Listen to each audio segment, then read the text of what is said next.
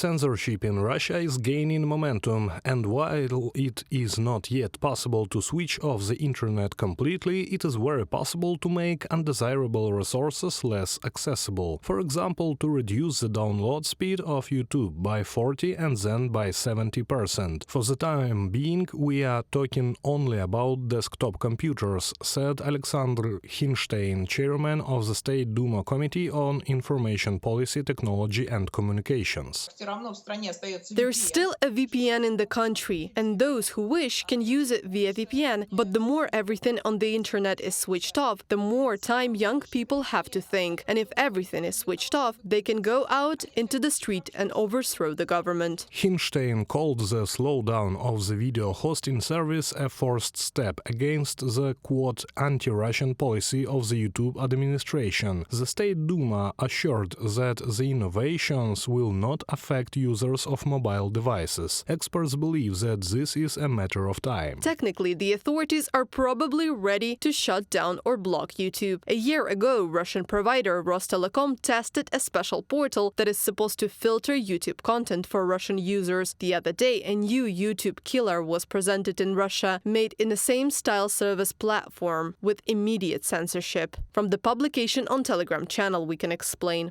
On the 12th of July, Rostelecom reported that the video hosting failures were due to outdated equipment used for catching and speeding up downloads. But even then, it was obvious that it was a deliberate slowdown of video hosting. Only attempts to test the slowdown of YouTube led to failures in the work of major banks, shops and social networks, the Moscow Times writes, citing data from the Down Detector service. The failure affected Rosbank, Alfa-Bank, Raiffeisenbank, Gazprombank and VTB, Sber and other financial institutions. The central bank's quick payment system was also affected. Officially, the Kremlin denies plans to restrict access to YouTube, which has become the main platform for opposition and the anti-war agendas, and has amassed more than 90 million viewers in Russia. Medusa's source in the telecom market, however, claims that the YouTube shutdown is a deliberate policy. From the Moscow Times. Analysts believe that in September the regime will attempt to finally block YouTube in Russia. In the meantime, in July and August, the work of video hosting service will gradually deteriorate. All this is part of the Kremlin's policy, experts say. Its task is to completely block Russians' access to unbiased information. In March 2022, a Russian court declared Meta an extremist organization and banned its social networks, Facebook and Instagram, and the authorities began to lure bloggers with millions of followers to their side.